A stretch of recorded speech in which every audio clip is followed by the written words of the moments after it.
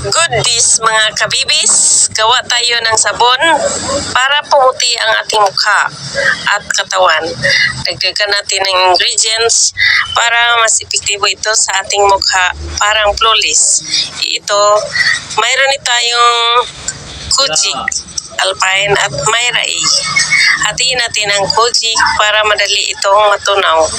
Kapag natunaw na ang Kojic, lagyan natin ng Alpine at saka Myra A.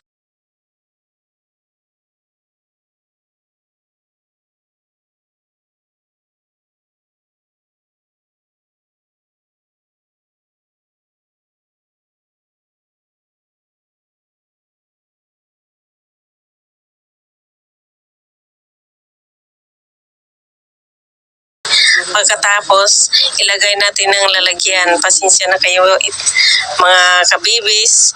Ito lamang ang nilagyan ko kasi para naman sa amin yun. Hindi naman ito pang sale. Bye mga kabibis. See you. And follow me, react and comment.